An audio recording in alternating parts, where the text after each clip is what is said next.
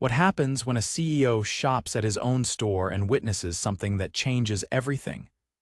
Michael Carter had built his grocery chain from the ground up. It had started with a single store, and over the years, it expanded to 12 locations across the state. He prided himself on offering affordable prices and great service, but lately, complaints had been piling up. Customers were frustrated, employees were quitting, and managers kept giving him the same excuses: it's just a rough patch, or people complain about everything. Michael didn't buy it. He wanted to see the truth for himself. So, instead of relying on second-hand reports, he made a plan. He would go undercover and experience what his customers did. With the help of a professional disguise team, he transformed into an average middle-aged shopper. Gray streaks in his hair, glasses, a slight limp, and a worn-out jacket. He looked nothing like the CEO who appeared in company newsletters or corporate meetings. No one at this store had ever met him personally. It was one of the newer locations, and he had only dealt with the store's manager over email and calls. As far as they knew, he was just another customer walking in to buy groceries. Michael pushed a cart through the store, scanning the aisles. At first glance, everything seemed fine: shelves stocked, employees moving about. But as he walked deeper into the store, he noticed things that troubled him. An elderly woman struggled to reach a box of cereal, and a nearby employee, a young man in his 20s, saw her but didn't bother to help. Instead, he leaned against a shelf, scrolling through his phone.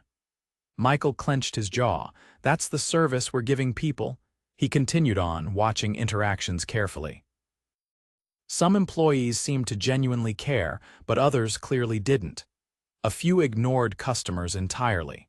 Then, something caught his attention near the checkout area. A young mother stood at the register, her 2 little kids clinging to her. Her cart wasn't even half full, just the essentials: bread, milk, eggs, some fruit. As she dug through her purse, her face turned pale. I think I'm short," she murmured, pulling out a few crumpled bills. The cashier, a sharp-eyed woman in her 50s with a name tag that read Rhonda, sighed loudly. "If you don't have enough, you'll have to put something back," she said, voice flat and impatient. The mother swallowed hard, glancing down at her kids. "I just need the milk and bread. Can you take off the apples?" Rhonda rolled her eyes. "I don't have time for this." "You should know what you can afford before you come up here." Michael felt something inside him snap. Is this how we treat struggling families? Before he could step in, something unexpected happened. Another cashier, a younger woman named Lisa who had been bagging groceries at the next register, quickly stepped in. "Hey, it's okay," she said softly, pulling a few dollars from her pocket. "I got you." The mother's eyes widened. "Oh no, I can't," Lisa shook her head. "Don't worry about it, it's just apples." "Your kids deserve fresh fruit," Rhonda scoffed. "You can't just pay for people's groceries. That's not how this works." Lisa ignored her, handing the mother the bag with a warm smile. "Have a good day." Michael stood frozen for a moment, taking it all in. The kindness, the cruelty, the stark difference between 2 employees working side by side. He knew what he had to do.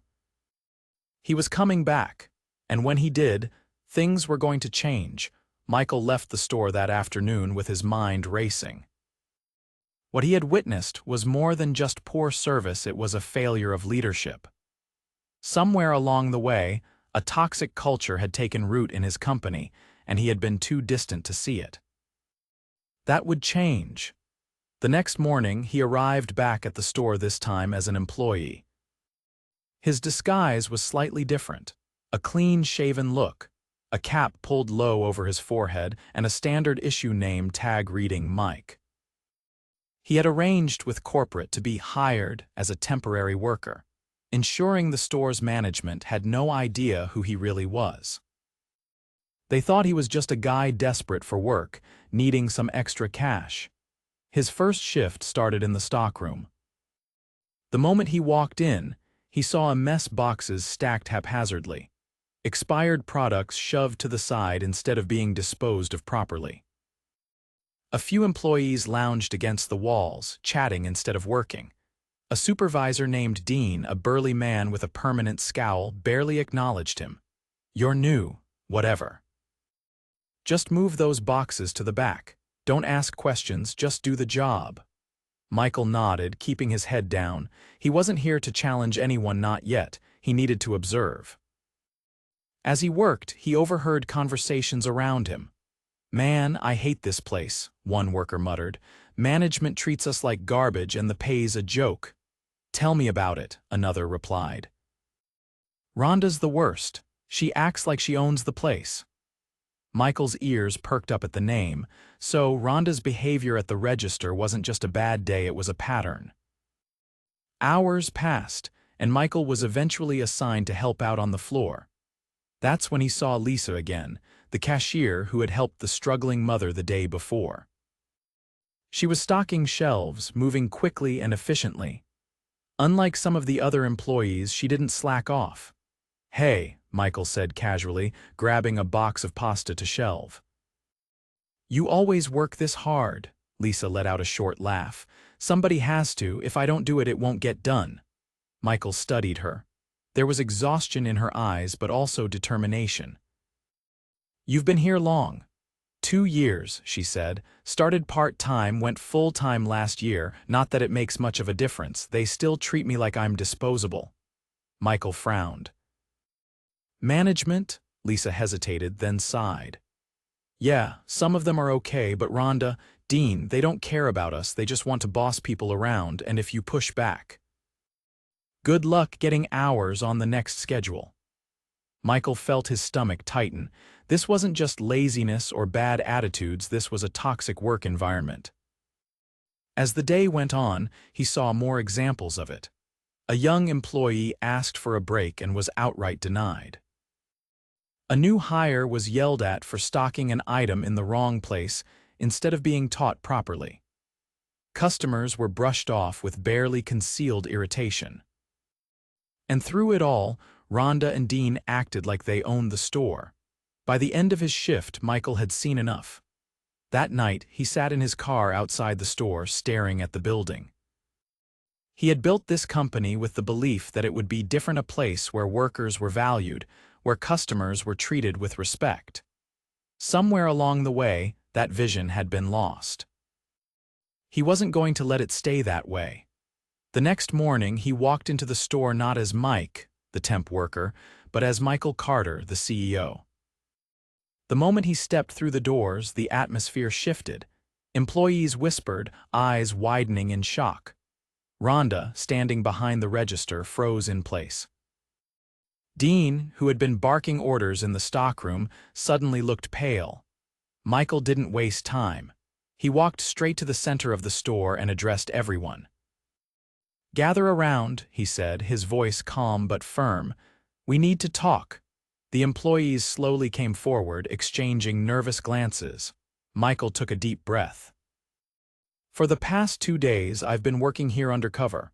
I've seen how this store is run. I've seen how customers are treated. I've seen how employees are treated, and I'm not happy." Silence. Rhonda's face turned red. "Sir, Michael raised a hand, cutting her off. "I watched you humiliate a customer yesterday, a mother who was short on cash. Instead of handling it with kindness, you made her feel like she didn't belong here." Rhonda opened her mouth, then shut it. Michael turned to Dean. "And you, I spent a day under your supervision. You don't lead, you intimidate. You don't train, you belittle. That ends today." Dean's jaw tightened, but he didn't argue. Michael scanned the crowd. This store, this company was built on a promise to serve people, our customers and our employees. Somewhere along the way that got lost. But I promise you, things are going to change. He looked at Lisa, who stood near the back, wide-eyed. "Lisa, step forward." She hesitated, then did as he asked.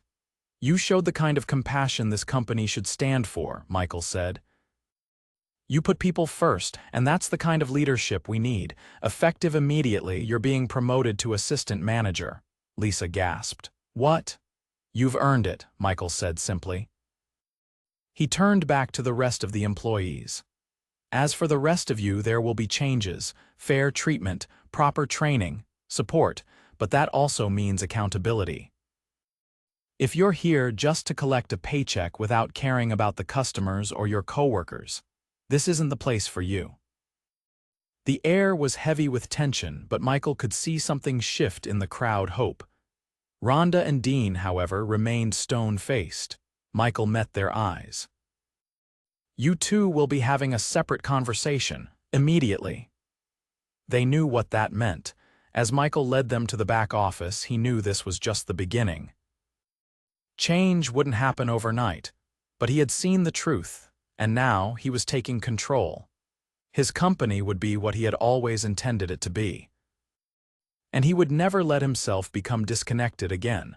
Michael shut the office door behind him, turning to face Rhonda and Dean. The tension was suffocating. Neither of them spoke, but their expressions said enough. Rhonda was fuming. Her arms crossed tightly over her chest, while Dean looked more annoyed than afraid, like he was being inconvenienced more than anything else. Michael didn't sit. He didn't offer them a chance to. He wanted them to feel the weight of this moment. You've both been with this company for a long time, he began, his voice controlled but firm. You've had years to prove yourselves as leaders. And what I saw over the past 2 days was nothing short of a complete failure. Dean scoffed, shaking his head. Sir, with all due respect, you don't understand what it's like on the ground level.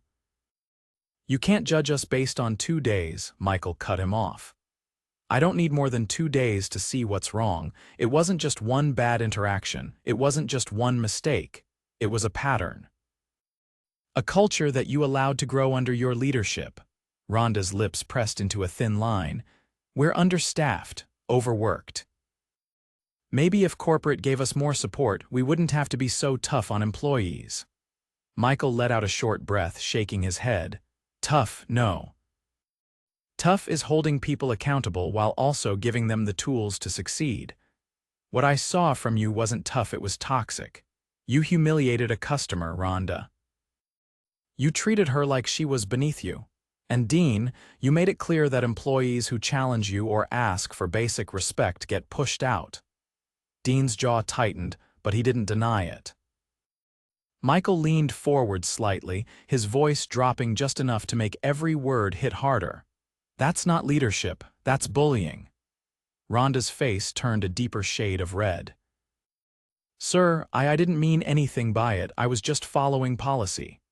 We can't just give things away for free. You know that's not what this is about, Michael snapped, his patience wearing thin. It's about how you spoke to her, how you made her feel, and it's not just her. I've heard from employees, from customers, this isn't new, this has been happening for a long time. And I refuse to let it continue. Dean finally spoke, his voice tight. So what now, you're firing us? Michael didn't answer right away. He let the silence stretch, watching as the weight of the moment settled over them. He could see the realization dawning in their faces. This wasn't going to be a slap on the wrist. You're both being terminated, effective immediately, he said. Rhonda let out a sharp breath, shaking her head in disbelief. You can't be serious. I am, Michael replied. You had years to prove that you could lead this store with integrity, and you failed. I can't allow that to continue. Dean clenched his jaw, but he didn't argue. Maybe he had expected a different outcome, but now that it was happening, he seemed to realize there was no talking his way out of it. Rhonda, however, wasn't ready to accept it. I've given this company 20 years, she said, her voice shaking with anger, and you're just throwing me away. Michael's expression didn't change. No, Rhonda. You threw yourself away the moment you decided that power was more important than people. Her eyes darted to Dean, searching for support, but he remained silent. After a long moment, she let out a bitter laugh. Fine, she said, but don't think getting rid of us will magically fix everything. Michael met her gaze. No, it won't, but it's a start. She scoffed, grabbed her purse, and stormed out. Dean followed, his steps slower, more resigned. Michael exhaled, running a hand over his face. He didn't enjoy firing people. It wasn't about revenge or punishment. It was about protecting the company, the employees, the customers. Now, the real work would begin. He stepped out of the office, the store silent as employees watched Rhonda and Dean leave. The air was thick with unspoken words, with uncertainty. Michael walked to the front of the store, turning to face his team. "I know this is a shock," he said, "but let me be clear, this store is going to change. Respect will be the foundation of everything we do. That means respect for customers, respect for each other, and respect for the work we do every day." He let his gaze sweep over them. Some looked nervous, some looked relieved, but all of them were listening. "I'm not here to make empty promises," he continued. "Starting today, we're increasing training, improving scheduling, and making sure that every employee feels supported. If you have concerns, I want to hear them. If you have ideas, I want to hear those too."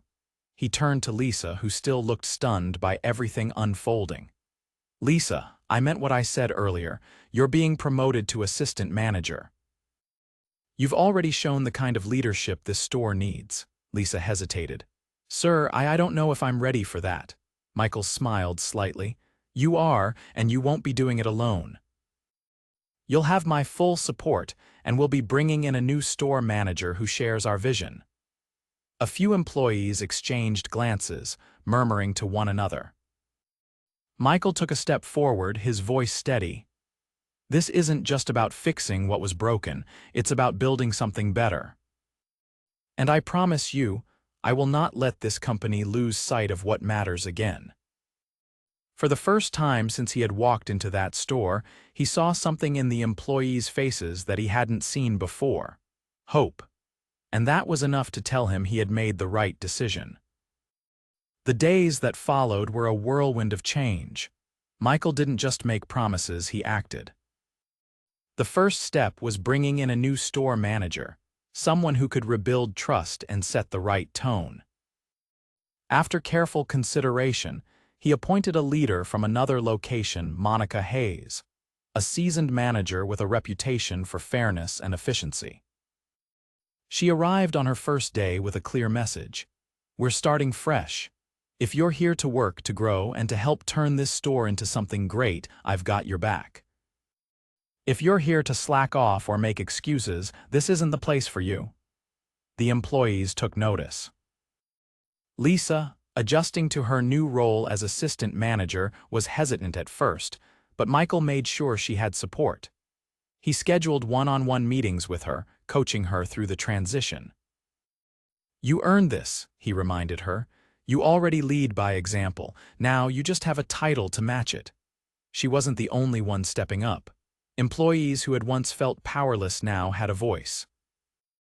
Michael implemented an open-door policy, ensuring that concerns could be raised without fear of retaliation.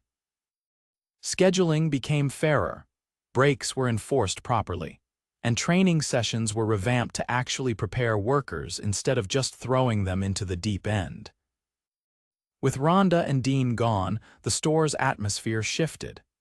It didn't happen overnight, but the tension that had once choked the air slowly faded. Employees who had been disengaged began to show signs of real effort.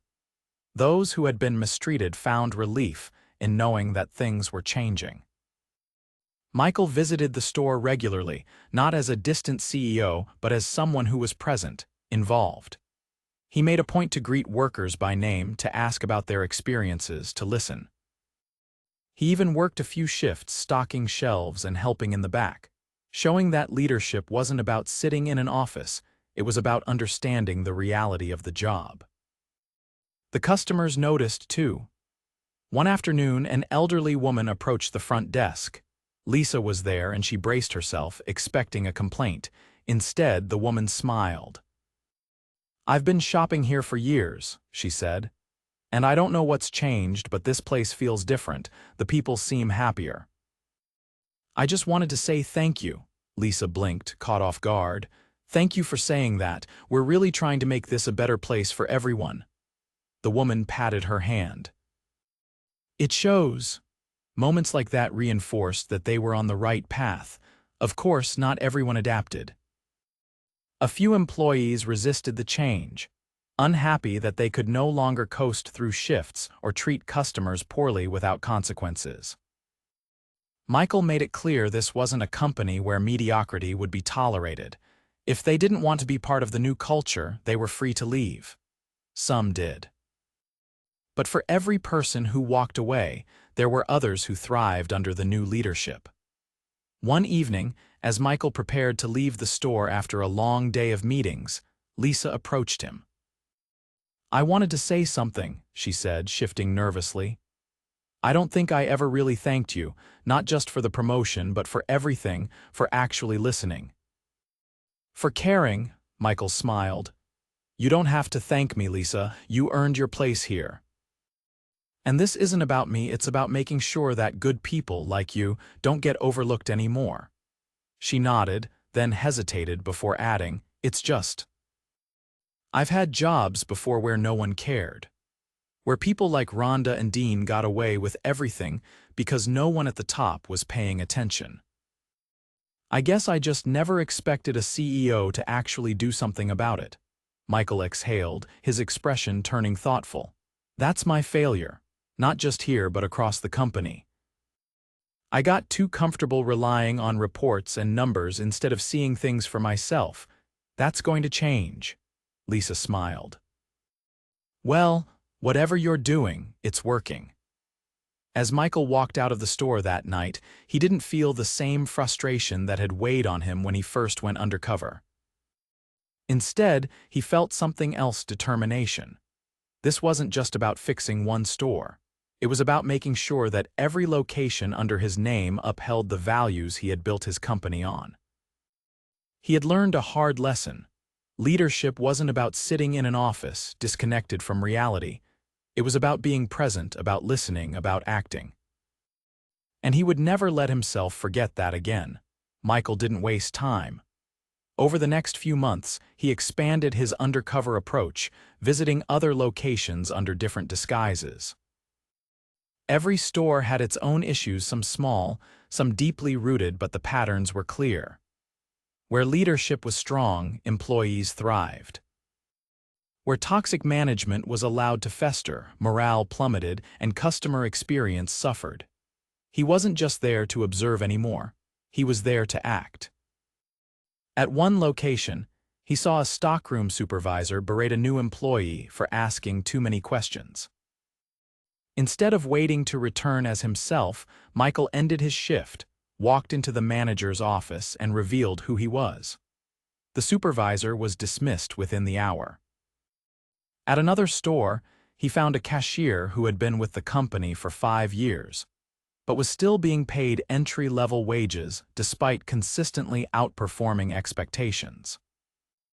That was corrected immediately. Word spread fast. Employees talked. Some were nervous, unsure of what it meant to have a CEO who was suddenly so involved, but for most, it was a relief. It meant they weren't invisible anymore. Back at the first store, where it had all started, Lisa had settled into her role as assistant manager. She wasn't perfect, she was still learning, but she had something that couldn't be taught: genuine care for the people around her. Under Monica's leadership, the store transformed. Employee turnover dropped, customer satisfaction rose. The tension that had once defined the place had faded. One afternoon, Michael stood near the entrance of that store, watching as a young employee, someone who would have been ignored or dismissed under the old management, patiently helped an elderly customer compare products. There was no impatience, no indifference, just kindness. That was what he had wanted all along. As he turned to leave, a familiar voice called out, "You're not just going to sneak off, are you, Lisa?"